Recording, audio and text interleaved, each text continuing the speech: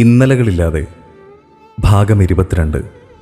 ഒരു കുഞ്ഞിനു വേണ്ടി മനസ്സ് തുടിക്കാൻ തുടങ്ങിയപ്പോൾ മുതൽ താൻ സേതുവേട്ടനെ നിർബന്ധിക്കാൻ തുടങ്ങിയതാണ്. എന്നാൽ സേതുവേട്ടന് തൻ്റെ മനസ്സിൻ്റെ ചിന്തകൾ മനസ്സിലായില്ല. ഡോക്ടർ സുജാത പറഞ്ഞ വാക്കുകൾ ആളെ അറിയിച്ച് വിഷമിപ്പിക്കാനും തോന്നിയില്ല. തുടർച്ചയായി ഹൈ ബ്ലീഡിങ്ങും വേദനയും വന്നപ്പോഴാണ് സ്കാൻ ചെയ്ത് നോക്കിയത്. റിപ്പോർട്ട് നോക്കിയ ഡോക്ടർ ഒന്നും മിണ്ടാതെ തൻ്റെ മുഖത്തേക്ക് നോക്കിയിരുന്നപ്പോൾ തന്നെ പാതി ജീവൻ പോയി. പിന്നെ കേട്ട വാക്കുകൾ തൻ്റെ മരണമുറപ്പിച്ചു. കുട്ടി, ഇതിപ്പോൾ ഈ പ്രായത്തിൽ ഇങ്ങനെ വരേണ്ടതല്ലല്ലോ. തനിക്ക് വലിയ ആക്സിഡൻ്റ് എന്തെങ്കിലും ഉണ്ടായിട്ടുണ്ടോ? ഇല്ല, ഇതുവരെ അങ്ങനൊന്നും ഉണ്ടായിട്ടില്ല. ഇന്നാൾ വണ്ടിയിൽ നിന്നൊന്ന് പതിയെ വീണിരുന്നു, അല്ലാതെ ഒന്നും ഉണ്ടായിട്ടില്ല. ഗായത്രി ഉറപ്പിച്ച് പറഞ്ഞു. നോക്കൂ കുട്ടി, അല്ലാതെ തൻ്റെ യൂട്രസിന് ഇത്തരം ചതവ് വരില്ല. അതുമാത്രമല്ല, അത് ശ്രദ്ധിക്കാതിരുന്നു, അല്ലെങ്കിൽ ഇങ്ങനൊന്നും ഉണ്ടാവില്ല. ഇതിപ്പോൾ കൈവിട്ട് പോയല്ലോ കുട്ടി. അപ്പോഴാണ് ഗായത്രി ഓർത്തത്, അന്ന് കോളേജിൽ നിന്നും തന്നെ അറസ്റ്റ് ചെയ്ത് കൊണ്ടുപോയ അന്ന് ഒരുപാട് തല്ലിയിരുന്നു. അതിലൊരു ലേഡി കോൺസ്റ്റബിൾ ചവിട്ടിയത് തൻ്റെ അടിവയറ്റിലായിരുന്നു. ആ വേദന ഇന്നും അനുഭവിക്കുന്നത് പോലെ അവളുടെ നെറ്റി ചുളിഞ്ഞു. അവൾ കൈ അടിവയറ്റിൽ വെച്ചു. തൻ്റെ കൂടെ ഹസ്ബൻഡ് വന്നില്ലേ? ഡോക്ടറുടെ ചോദ്യം അവളെ ചിന്തയിൽ നിന്നും ഉണർത്തി. ഇല്ല ഡോക്ടർ, ആള് സ്ഥലത്തില്ല. അതാ, എന്താണെങ്കിലും എന്നോട് പറഞ്ഞോളൂ, ഞാൻ എന്തും കേൾക്കാൻ റെഡിയാണ്. അത് പിന്നെ ചികിത്സയില്ലാത്ത ഒരു കാര്യങ്ങളും ഇല്ല. നമുക്ക് നോക്കാം കുട്ടി. തനിക്ക് കുഞ്ഞുങ്ങളുണ്ടാകാനുള്ള ചാൻസ് വളരെ കുറവാണ്. ഇതൊരു ഡോക്ടർ പറയുന്ന വാക്ക് മാത്രമാണ്. എല്ലാത്തിനും മുകളിൽ ഒരു ശക്തിയുണ്ടല്ലോ, അതിൽ നമുക്ക് വിശ്വസിക്കാം. തീർച്ചയായിട്ടും നല്ലൊരു റിസൾട്ട് ഉണ്ടാവും. ഈശ്വരൻ കൂടെ ഉണ്ടാവട്ടെ. അവരവളെ നോക്കി പറഞ്ഞു. ഗായത്രി നിറഞ്ഞ കണ്ണുകളോടെ അവരെ നോക്കി. താൻ പേടിക്കണ്ടടോ, താൻ ചെറുപ്പമല്ലേ, ട്രീറ്റ്മെൻറ്റ് ചെയ്തു തുടങ്ങാം. പിന്നെ ഇനി പിന്നത്തേക്ക് മാറ്റി വെക്കണ്ട. ഹസ്ബൻഡിനോട് കാര്യങ്ങൾ പറയണം. ഇതെല്ലാം ഒരു നാച്ചുറൽ പ്രോസസ്സല്ലേ, ഒന്നിനും തടസ്സമല്ല. പഠനം ഒരു വഴിക്ക് നടന്നോളൂ. ഓക്കെ, ഞാൻ കുറച്ച് മരുന്ന് എഴുതിയിട്ടുണ്ട്, ഇത് കഴിക്കേ. അവരവളെ ആശ്വസിപ്പിച്ചുകൊണ്ട് കയ്യിൽ തട്ടി. ഡോക്ടർക്കൊരു വിളറിയ ചിരി നൽകി ഗായത്രി പുറത്തേക്കിറങ്ങി. എന്തായി, കുഴപ്പമൊന്നുമില്ലല്ലോ? വാണി ആകാംക്ഷയോട് ചോദിച്ചു. ഇല്ല, കുഴപ്പമൊന്നുമില്ല, മരുന്ന് കഴിക്കാൻ വേണ്ടി പറഞ്ഞു. ഗായത്രി നിറഞ്ഞ കണ്ണുകൾ അവളിൽ നിന്നും മറച്ചുകൊണ്ട് പറഞ്ഞു. ഞാൻ പേടിച്ചുപോയി. ഇപ്പോൾ ഇൻഫെർട്ടിലിറ്റി വലിയൊരു പ്രോബ്ലം തന്നെയല്ലേ. ആശ്വാസമായി. നീ ഇങ്ങനെ ഡെസ്പാവല്ലേ. വാണി അവളെ സമാധാനിപ്പിച്ചു. അതല്ല വാണി, മുത്തശ്ശി ഞങ്ങളുടെ ഒരു കുഞ്ഞിനായി നല്ലപോലെ ആഗ്രഹിക്കുന്നുണ്ട്. ഞാൻ പഠിക്കുന്ന കാരണം നേരിട്ട് പറയുന്നില്ലെന്നേ ഉള്ളൂ. അതാ എനിക്ക് ടെൻഷൻ. സേതുവേട്ടനാണെങ്കിൽ പറഞ്ഞാൽ കേൾക്കില്ല. ഇപ്പം നോക്കിക്കേ, നമ്മുടെ പാത്തു, അവൾക്ക് 3 മാസമായി. വല്ല കുഴപ്പമുണ്ടോ? ഈ സെമസ്റ്റർ കഴിയും ഇപ്പം തന്നെ. പിന്നെ പ്രൊജക്റ്റല്ലേ, അതിതിനിടയിൽ നടന്നോളും. ഗായത്രി അവളുടെ നിരാശ വാക്കുകളിൽ പ്രകടിപ്പിച്ചു. അതിന് ഏട്ടനും കൂടി തോന്നണ്ടേ? വാണി അവളെ കളിയാക്കി ചിരിച്ചു. ഗായത്രി ഈ കാര്യം സേതുവേട്ടനോട് സംസാരിക്കാൻ തീരുമാനിച്ചു. ഒരു സെക്കൻഡ് ഒപ്പീനിയൻ കൂടി എടുക്കണം, ഒരു ഡോക്ടറെ കൂടി കാണണം, അവൾ മനസ്സിൽ ഉറപ്പിച്ചു. ഏട്ടാ, സേതുവേട്ടാ. ഗായത്രി സേതുവിനെ കുലുക്കി വിളിച്ചു. എന്താ ദേവു? അവൻ തിരിഞ്ഞ് അവളുടെ നേരെ കിടന്നു. അത് പിന്നെ ദേവു, എനിക്കറിയാം നീ എന്താ പറയാൻ പോകുന്നതെന്ന്. കുറച്ച് ദിവസമായി നീ ഇതുതന്നെ പറഞ്ഞുകൊണ്ടിരിക്കുന്നു. ഇപ്പോൾ സമയം 1 മണിയായി. എനിക്കുറങ്ങണം. ഈ കാര്യം പറയാൻ ഇനി എന്നെ വിളിക്കണ്ട. സേതു ദേഷ്യപ്പെട്ടുകൊണ്ട് തിരിഞ്ഞു കിടന്നു. അതല്ല സേതുവേട്ടാ. അവൾ അവനോട് ഒന്നുകൂടി ചേർന്ന് കിടന്നു. കൈയെടുത്ത് അവൻ്റെ നെഞ്ചിൽ വെച്ചു. ഏതല്ലെന്ന് സേതു കണ്ണു തുറക്കാതെ തന്നെ ചോദിച്ചു. പാത്തു ഇപ്പോഴും പഠിക്കാൻ വരുന്നുണ്ടല്ലോ. ഈ കോഴ്സ് കഴിയുമ്പോഴായിരിക്കും അവളുടെ ഡെലിവറി. അവരെല്ലാം കണക്കുകൂട്ടിയാണ്. ഗായത്രി വീണ്ടും അവനെ പ്രതീക്ഷയോടെ നോക്കി പറഞ്ഞു. അതിന് നമ്മളെന്തിനാ തിരക്ക് കൂട്ടുന്നത്? നിനക്ക് 23 വയസ്സല്ലേ ആയുള്ളൂ. ഇനിയും സമയമുണ്ട്. നിന്റെ ക്ലാസ് എല്ലാം കഴിഞ്ഞ് നമുക്കൊരു ഹണിമൂണിന് പോവാം. അപ്പോഴേക്കും ഹരിയുടെയും ശ്വേതയുടെയും കല്യാണം കഴിയും. അപ്പോഴേക്കും അവരെയും കൂട്ടാം. എന്നിട്ട് മതി, സേതു ഉറപ്പിച്ച് പറഞ്ഞു. എന്നാലും അതിന് 4-5 മാസമില്ലേ? ഗായത്രി മീനാക്ഷി ഡോക്ടറും സുജാത ഡോക്ടറും പറഞ്ഞ കാര്യങ്ങൾ ആലോചിച്ച് പറഞ്ഞു. ദേവു, എന്നെ നീ വെറുതെ ദേഷ്യം പിടിപ്പിക്കണ്ട. ഏത് നേരം നോക്കിയാലും കുഞ്ഞ് കുഞ്ഞ് കുഞ്ഞ്. നിനക്കെന്താ പ്രായം കൂടിയോ? ആ അച്ചു പറയുന്നത് കേട്ടിട്ടാണോ നീ ഇങ്ങനെ കാണിക്കുന്നത്?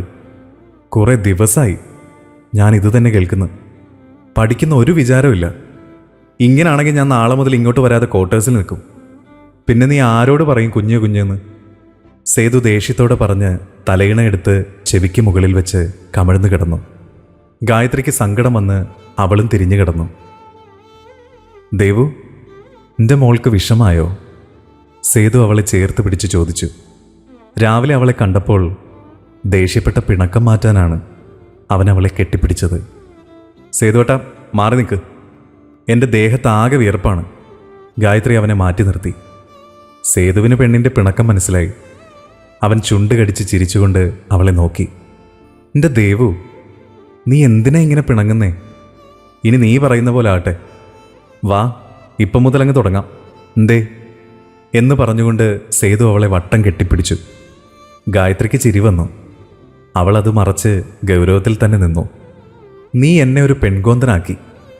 നീ പിണങ്ങിയാൽ എനിക്ക് പറ്റില്ല എൻ്റെ പൊന്നെ. സേതു അവളുടെ കണ്ണിൽ നോക്കി പതിയെ അവളുടെ ചുണ്ടിലൊന്ന് കടിച്ചു. അയ്യോ, സമയം വൈകി.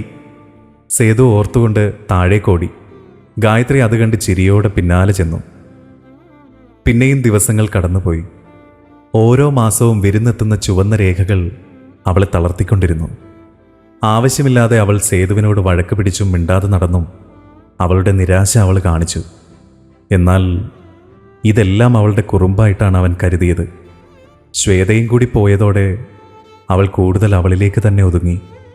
മുത്തശ്ശി എന്തു പറ്റിയെന്ന് ചോദിച്ചെങ്കിലും അവൾ പഠിക്കാൻ ഒരുപാടുണ്ടെന്ന് പറഞ്ഞൊഴിഞ്ഞു. കോളേജിൽ വാണി അവളെ വേറൊന്നും ചിന്തിക്കാൻ വിടുമായിരുന്നില്ല. അവളുടെ പഠിക്കുന്ന കാര്യത്തിലുള്ള ശ്രദ്ധ കുറഞ്ഞു എന്ന് തോന്നിയപ്പോൾ സേതുവിനെയും ശ്വേതയെയും വിളിച്ചു പറഞ്ഞു. അതിന് സേതു വഴക്ക് പറഞ്ഞു. അവൾ അവനോട് മിണ്ടാതിരുന്നു. പിണങ്ങിയാൽ ഒരു ദിവസത്തിൽ കൂടുതൽ മിണ്ടാതിരിക്കാത്തവൾ കഴിഞ്ഞ ഒരാഴ്ചയായി സേതുവിനോട് മിണ്ടിയിട്ടില്ല. അവനും വിട്ടുകൊടുക്കാൻ തയ്യാറായില്ല. അതോടുകൂടി അവളൊരു ഉറച്ച തീരുമാനമെടുത്തു. അവൾ അന്ന് പതിവിലും സുന്ദരിയായി സേതുവിനെ കാത്തിരുന്നു. അവനെത്തിയപ്പോൾ ഒരു നിറഞ്ഞ ചിരിയോടെ അവൻ്റെ കയ്യിൽ പിടിച്ച് അകത്തേക്ക് ചെന്നു. ഇന്നെന്താ പറ്റിയത്? കുറേ ദിവസമായിട്ട് നീ മിണ്ടാവൃതമായിരുന്നല്ലോ. കഴിഞ്ഞോ അതെല്ലാം? അതോ ഇനി ഉറങ്ങാൻ കിടക്കുന്നതിന് മുന്നേ പതിവ് പോലെ തുടങ്ങുമോ? സേതു കുറേ നാളായുള്ള പതിവ് ഓർത്ത് ചോദിച്ചു. ഗായത്രി ഒന്നും പറയാതെ ചിരിച്ചു. സേതുവേട്ടൻ വേഗം ഫ്രഷായിട്ട് വാ, ഞാൻ ഭക്ഷണം എടുത്തു വെക്കാം. ഗായത്രി അവനെ നോക്കി ചിരിച്ചുകൊണ്ട് താഴേക്ക് ഇറങ്ങി. സേതുവിന് അവളുടെ മാറ്റം കണ്ട് സന്തോഷം തോന്നി. മുന്നത്തെ ഗായത്രിയിൽ നിന്നും അവൾ വളരെയധികം മാറി. കുറേ നാളായിട്ട് അവൾക്ക് വല്ലാത്ത വാശിയും ദേഷ്യവുമാണ്. കുഞ്ഞാണ് കാര്യമെന്ന് തോന്നിയതുകൊണ്ട് അതും സമ്മതിച്ചു. ഇപ്പോൾ അതിലും വല്ലാത്ത നിരാശയാണ്. ഒരു കൗൺസിലിംഗ് കൊടുക്കണമെന്ന് മനസ്സുകൊണ്ട് തീരുമാനമെടുത്താണ് ഇന്ന് വന്നത്. നാളെ പോകുമ്പോൾ കൂടെ കൊണ്ടുപോകാമെന്നാണ് കരുതിയത്. കൂടെ പഠിച്ചൊരു കുട്ടിയുണ്ട്. അവളോട് കാര്യങ്ങൾ പറഞ്ഞ് റെഡിയാക്കിയിരുന്നു. ആ കാര്യം ഇനി പറയണ്ടെന്ന് അവനും തോന്നി. അന്ന് ഗായത്രി വല്ലാത്ത സന്തോഷത്തിലായിരുന്നു. അവനോട് ചേർന്ന് കിടന്നുകൊണ്ട് ഒരുപാട് സംസാരിച്ചു. കുറേ സോറി പറഞ്ഞു. മതിവരാത്ത പോലെ അവനെ ചുംബനം കൊണ്ട് മൂടി. എല്ലാത്തിനും ഒരു തുടക്കത്തോടെ മുൻകൈ എടുത്തു. പതിവില്ലാത്ത വിധം എത്ര പറഞ്ഞാലും കണ്ണ് തുറക്കാതെ കിടക്കുന്ന പെണ്ണ് ഇന്നവനെ കണ്ണ് നിറച്ച് മതിവരാത്ത പോലെ അവനെ നോക്കിക്കിടന്നു. രാവിലെ എണീറ്റ് സേതുവിനെ ഒരുപാട് നേരം നോക്കി നിന്നു. ഇന്നലെ ഉറങ്ങാത്തതുപോലെ കണ്ണ് വീർത്തിരുന്നു. എന്നാൽ സേതുവിന് ഇതൊന്നും മനസ്സിലായില്ല. അവൾ കോളേജിന് മുന്നത്തെ സ്റ്റോപ്പ് എത്തിയപ്പോൾ സാധനങ്ങൾ വാങ്ങാനുണ്ടെന്ന് പറഞ്ഞ് സേതുവിനെ പറഞ്ഞയച്ചു. അവൻ പോകുന്നതും നോക്കി നിറകണ്ണുകളോടെ നിന്നു. പിന്നെ തീരുമാനിച്ചുറച്ച് ഓട്ടോ പിടിച്ച് റെയിൽവേ സ്റ്റേഷനിലേക്ക് പോയി. ഗായത്രി നിറഞ്ഞ കണ്ണുകൾ ആരും കാണാതെ തുടച്ചു. അവൾ ട്രെയിനിൽ ഒരു സൈഡിലായി ഒതുങ്ങിയിരുന്നു. വലിയ തിരക്കൊന്നുമില്ല. ആരും ആരെയും ശ്രദ്ധിക്കുന്നില്ല. അതൊരു കണക്കിന് നന്നായി. ആരും കാണില്ലല്ലോ. അവൾ കണ്ണടച്ചു. എല്ലാം കഴിഞ്ഞു. ഇനിയൊരു മടക്കയാത്രയില്ല. ഒരിക്കലെല്ലാം ഉപേക്ഷിച്ച് സ്വന്തം വീട്ടിൽ നിന്നും ഇറങ്ങിപ്പോന്നപ്പോൾ ഒരു തുള്ളി കണ്ണുനീർ പോലും തൻ്റെ കണ്ണുകളെ നനച്ചില്ല. എന്നാൽ ഇന്ന് വേദന കൊണ്ടിരിക്കുന്ന ഈ മനസ്സ് തൻ്റെ കൈപ്പിടിയിൽ നിന്നും പോകുന്നതായി അവൾക്ക് തോന്നി. അവൾ കഴുത്തിലെ താലിയിലൊന്ന് മുറുകെ പിടിച്ചു. സേതുവേട്ടൻ തൻ്റെ പ്രാണനാണ്. ഒരു കുഞ്ഞിനെ നൽകാൻ കഴിയാത്ത എന്നെ എന്തിനദ്ദേഹം ചുമക്കണം? അച്ചു പറഞ്ഞത് ശരിയാ. ഇനിയും മറ്റുള്ളവരുടെ മുന്നിൽ എൻ്റെ സേതുവേട്ടൻ അപമാനിതനാകരുത്. കുറച്ചുനാൾ കഴിയുമ്പോൾ മറന്നോളും. എന്നിട്ട് പുതിയൊരു ജീവിതം. അത്രയും ഓർത്തപ്പോഴേക്കും അവളുടെ ഹൃദയം വിങ്ങി. അവളുടെ കണ്ണിലൂടെ കണ്ണുനീരൊഴുകി. ട്രെയിൻ ഒരു കുലുക്കത്തോടെ നിന്നപ്പോൾ അവൾ എഴുന്നേറ്റു. പതിയെ കണ്ണു തുറന്നു നോക്കി. ഇത്ര നേരം താൻ ഉറങ്ങുകയായിരുന്നോ? അവൾ അതിശയപ്പെട്ടു. അവൾക്ക് വിശപ്പ് തോന്നി. സമയം 5 മണിയോടടുക്കുന്നു. അവൾ ചുറ്റും നോക്കി. അധികം ആരുമില്ല. അവൾ ബാഗ് എടുത്ത് ഒതുക്കി മടിയിൽ വെച്ചു. സർട്ടിഫിക്കറ്റുകളും ഒരു ജോഡി ഡ്രസ്സും മാത്രമേ ബാഗിലുണ്ടായിരുന്നുള്ളൂ. ഇനി ഇറങ്ങിയിട്ട് വാങ്ങണം, അവൾ മനസ്സിലോർത്തു. അടുത്ത സ്റ്റോപ്പ് ട്രിവാൻഡ്രം സെൻട്രൽ. ഡിഗ്രിക്ക് പഠിക്കുമ്പോൾ പ്രൊജക്റ്റ് ആവശ്യത്തിന് വന്നപ്പോൾ താമസിച്ച ഹോസ്റ്റൽ റൂം ബുക്ക് ചെയ്തിട്ടുണ്ട്. സേതുവേട്ടൻ വരുമ്പോൾ എല്ലാവരും അറിയും, കുറ്റപ്പെടുത്തും. സാരമില്ല, എല്ലാം നല്ലതിനാകട്ടെ. എത്രയും പെട്ടെന്ന് ഇവിടെ നിന്നും പോകണം. അതും നാളെ തന്നെ. അല്ലെങ്കിൽ സേതുവേട്ടൻ വരും. എത്രയും പെട്ടെന്ന് ദൂരേക്ക്. അവൾ മനസ്സ് കട്ടിയാക്കി. ട്രെയിൻ നിന്നപ്പോൾ മുന്നിൽ വന്നു നിന്ന ആളെ കണ്ട് ഗായത്രി ഞെട്ടി. സേതുവേട്ടൻ. അവളുടെ ചുണ്ടറിയാതെ പറഞ്ഞുപോയി. അവൻ്റെ ഭാവം കണ്ട് ഗായത്രി പേടിച്ചുപോയി. വാ. അത്രയും പറഞ്ഞുകൊണ്ട് സേതു നടന്നു. ഗായത്രി തലയും താഴ്ത്തി പുറകെ നടന്നു. ട്രെയിൻ ഇറങ്ങിയപ്പോൾ പുറത്ത് അവരെ കാത്തൊരു ടാക്സി കിടക്കുന്നു. സേതു അവളെ ഒന്ന് നോക്കി അതിൽ കയറി. ഗായത്രി വിറച്ചുകൊണ്ട് വേഗം കയറിയിരുന്നു. ലോർഡ്സ് ഇന്റർനാഷണലിലേക്ക് പോട്ടെ, സേതു ഡ്രൈവറിനോട് പറഞ്ഞു. സേതു ഒന്നും പറയാതെ ഗൗരവത്തിൽ പുറത്തേക്ക് നോക്കിയിരുന്നു. വരാൻ പോകുന്ന നിമിഷങ്ങൾ എങ്ങനെ നേരിടുമെന്നറിയാതെ ഗായത്രി കിടന്ന് പുകഞ്ഞു. ആ ഇല്ല വാണി, ഞങ്ങളൊരു യാത്രയിലാണ്. താനിന്ന് വീട്ടിലേക്ക് പൊക്കോ. മുത്തശ്ശി തന്നെയല്ലേ? ഇല്ല, കുഴപ്പമൊന്നുമില്ല. ശബരി വരും നിന്നെ കൂട്ടാൻ. വേണ്ട, തനിയെ പോകണ്ട. സേതു ഫോൺ വെച്ചു. ഗായത്രി എല്ലാം കേട്ട് പുറത്തേക്ക് നോക്കിയിരുന്നു. കാറ് നിർത്തിയപ്പോൾ സേതു അവളെ നോക്കി. അവൾ വേഗം ഇറങ്ങി മാറി നിന്നു. രാവിലെ 8 മണിക്ക് എറണാകുളത്തിന്, സേതു ഡ്രൈവറിനോട് പറഞ്ഞു. സേതു നടക്കുന്നതിൻ്റെ പിന്നാലെ ഗായത്രി ഒരുവിധം ഓടിയെത്തി. അവൻ റിസപ്ഷനിലേക്ക് ചെന്ന് കീ വാങ്ങി നടന്നു. സേതു ഒന്നും പറയാതെ ഒരു ടേബിളിനരികിലിരുന്നു. അവളും ഇരുന്നു. ഗായത്രിക്ക് അവൻ്റെ മുഖത്തേക്ക് നോക്കാൻ തന്നെ പേടിയായി. വെയിറ്റർ വന്നപ്പോൾ ഭക്ഷണം ഓർഡർ ചെയ്തു. അവൻ ഒന്നും നോക്കാതെ കഴിച്ചു. വിശക്കുന്നുണ്ടെങ്കിലും പേടി കാരണം അവൾക്ക് ഭക്ഷണം ഇറങ്ങുന്നുണ്ടായിരുന്നില്ല. എങ്കിലും അവൾ കഴിച്ചു. വാതിൽ തുറന്ന് അകത്തേക്ക് കയറിയ സേതു അവൾ എന്തോ പറയാൻ പോയപ്പോൾ ഇറങ്ങി വാതിലടച്ച് പുറത്തേക്ക് പോയി. ഗായത്രി ഇനി എന്ത് എന്ന ഭാവത്തിൽ കട്ടിലിൽ തല കയ്യിൽ താങ്ങിയിരുന്നു. പിന്നെ എണീറ്റ് ബാത്റൂമിലേക്ക് കയറി കുളിച്ചൊന്ന് ഫ്രഷായി ചുരിദാറിട്ടു. അപ്പോഴേക്കും രാത്രിയായി. അവൾ ജനലിലൂടെ പുറത്തേക്ക് നോക്കി. സേതുവേട്ടൻ എങ്ങോട്ട് പോയി? ഇതുവരെ വന്നില്ലല്ലോ, അവൾ മനസ്സിലോർത്തു. ഓർത്തുകൊണ്ടിരിക്കുമ്പോഴാണ് വാതിൽ തുറക്കുന്ന സൗണ്ട് കേട്ടത്. നോക്കിയപ്പോൾ സേതു. അവനകത്തേക്ക് കടന്ന് വാതിൽ ലോക്ക് ചെയ്തു. കയ്യിലുള്ള കവർ ഒരെണ്ണം ടേബിളിൽ വെച്ചു. പിന്നെ ഒരെണ്ണം കൊണ്ടുപോയി ബാത്റൂമിൽ പോയി ഫ്രഷായി വന്നു. ഒരു ബോക്സറും കറുത്ത ടീഷർട്ടുമാണ് വേഷം. ഒന്നും പറയാതെ വീണ്ടും പുറത്തേക്ക് പോയി. ഗായത്രി അവനോട് പറയാനുള്ള കാര്യങ്ങൾ മനസ്സിൽ സ്വരുക്കൂട്ടി വെച്ചു. എല്ലാം പറയണം, എല്ലാം. എന്നിട്ടൊരു തീരുമാനത്തിലെത്തണം, അവൾ മനസ്സിലുറച്ചു. സേതു വാതിൽ തുറന്ന് വരുന്ന കണ്ട് ഗായത്രി കട്ടിലിൽ നിന്ന് എഴുന്നേറ്റു. അപ്പോഴാണ് അവൻ വേച്ച് വീഴാൻ പോയത്. അവൾ ഓടിച്ചെന്ന് പിടിക്കാൻ നോക്കിയപ്പോൾ അവൻ കൈ തട്ടിമാറ്റി. മദ്യത്തിൻ്റെ ഗന്ധം അവളിൽ മനം പുരട്ടലുണ്ടാക്കി. അവനെ ആദ്യമായിട്ടാണ് ഇങ്ങനെ കാണുന്നത്.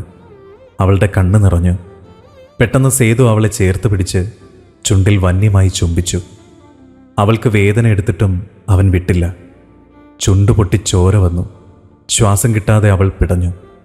അവനൊന്ന് അയഞ്ഞു. പിന്നെയും അവളെ ചുംബിച്ചു. അവളുടെ കണ്ണുകൾ നിറഞ്ഞു. പക്ഷെ അവൻ്റെ ഭാവം അവളെ തളർത്തി. സേതു ഒന്നും മിണ്ടാതെ ഒന്നാഞ്ഞ് ശ്വാസം വലിച്ചു. പിന്നെ ഗായത്രിയെ നോക്കി അവളെ പിടിച്ച് തള്ളി കട്ടിലേക്കിട്ടു. അവൻ കൈയെത്തിച്ച് ലൈറ്റ് ഓഫ് ചെയ്തു. ഗായത്രി കണ്ണുകൾ അടച്ചു. ദേഹത്ത് നിന്നും ഡ്രസ്സ് മാറ്റപ്പെടുന്നതും അവൻ്റെ കൈ ദേഹത്തിഴയുന്നതും അവൾ അറിഞ്ഞു. ദേവു, ഒരു ചുംബനം കൊണ്ട് പോലും നിന്നെ വേദനിപ്പിക്കാൻ എനിക്കാവില്ല എന്ന അവൻ്റെ വാക്കുകൾ അവളുടെ ചെവിയിൽ കിടന്നലച്ചു. ഇന്ന് വരെ അവൻ പാലിച്ചു പോന്ന വാക്ക് ആദ്യമായി വേദനിപ്പിച്ചു. അവളുടെ കണ്ണിൽ നിന്നും കണ്ണുനീരൂറി. സേതു അവളിൽ നിന്നും എണീറ്റ് മാറിക്കിടന്നു. എന്തോ ഓർത്തുകൊണ്ട് പെട്ടെന്ന് എണീറ്റ് ഡ്രസ്സിട്ട് ബാൽക്കണിയിലേക്ക് പോയി. തുടരും. വീഡിയോ ഇഷ്ടമായെങ്കിൽ ലൈക്ക് ചെയ്യാനും ഷെയർ ചെയ്യാനും സബ്സ്ക്രൈബ് ചെയ്യാനും മറക്കരുത്.